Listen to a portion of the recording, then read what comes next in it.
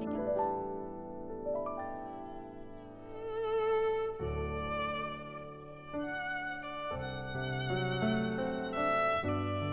Very hungry.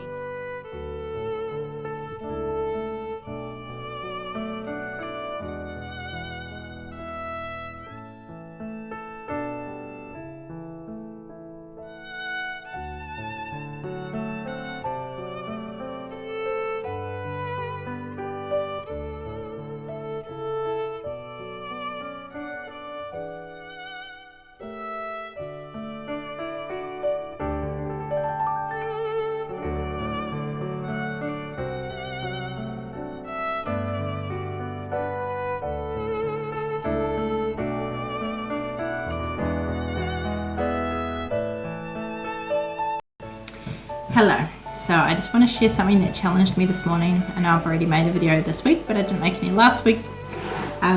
But yeah, I want to just share this while it's fresh in my mind and while I feel motivated to do it. So this morning I taught Bible class at school, and every week we learn a memory verse, which is quite a long one, usually at least 30 words. And then so during the week we practice it like each Bible lesson. So we sing it, which is why I make the memory verse videos, and sometimes they have to like fill in the blanks up on the board, figure out which word is not there. But another way that we sometimes review it is for me to write it up on the board and they have to correct the verse. So that means I write it out, but I do some words wrong, like different words in place of the words that are supposed to be, and I've got to figure out which words are not right and which is the right word that should be there. So lately we've been learning about David and Jonathan and Saul, but this verse has to do with the friendship between David and Jonathan.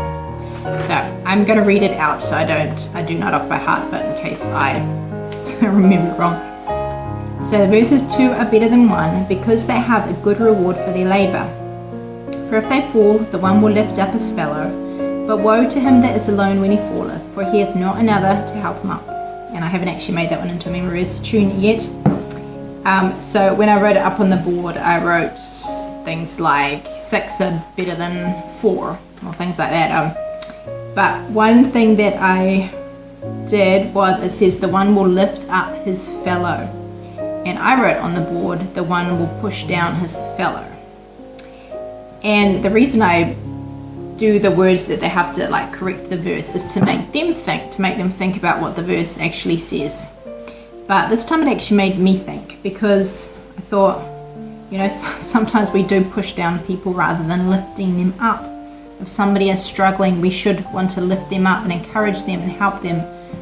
But sometimes, especially if we are proud, we might just push them down instead of trying to help them get up. And I know sometimes that we need to, people might need truth or a rebuke or whatever, but the goal should be to lift them back up in love. And so I thought sometimes we might, without meaning to, have a verse incorrect in our mind, or we might live as though we have an incorrect verse. We might, when other people are down, we might push them down more instead of helping them back up. So it's like we have an incorrect verse if we are not living it the way it says. So then it made me think of other verses, like the Bible says, rejoice in the Lord always. And we might have it incorrect. The way that we live out that verse, our version might be rejoice in the Lord when you're having a good day, or rejoice in the Lord when you feel like it, or rejoice in the Lord when you feel happy.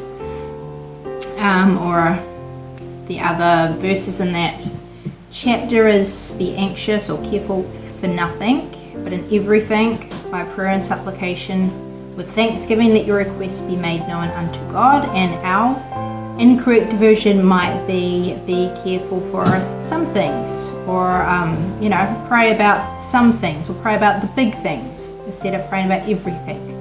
And our version might be without thanksgiving. So that's just been a challenge to me, to make sure that I'm living verses the correct way that they're written in the Bible, and not having my own incorrect version, because so easy to do that.